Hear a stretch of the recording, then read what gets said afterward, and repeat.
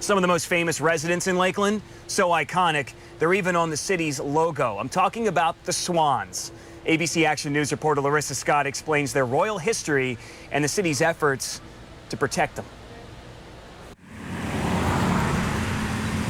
At Lake Morton in Lakeland, there's no shortage of sightseeing.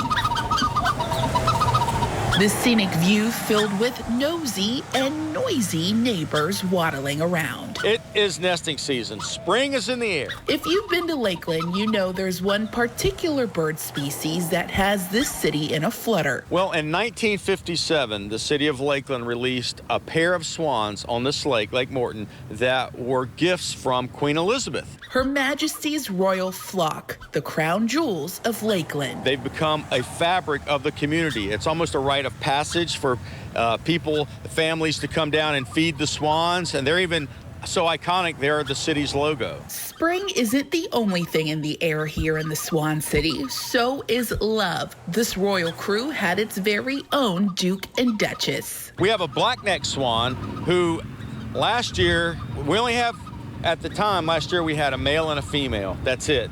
They're a little bit more rare. But tragedy struck last year when the female swan got killed by a car.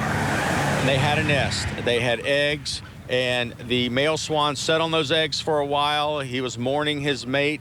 Swans typically mate for life. It's very unusual for a swan to find a new mate, and everyone thought he'd now have to fly solo. But for this hopeless romantic, it was only the beginning of his love story. But what's interesting this year, our black-necked swan has wooed a female. The talk of the town, the new couple now nesting their own eggs, flapping into a future together. The city dedicates part of its budget to take care of them, and it's working around the clock to protect all the birds that have become webbed into this community. The speed limit is set at 20 miles per hour around the lake, and the city is asking everyone to be careful as they pass by because the swans are nesting. Just be careful and be vigilant. And if you do that 20 miles per hour speed limit, I believe we'll be okay. So these birds of a feather will forever be able to flock together. In Lakeland, Larissa Scott, ABC Action News.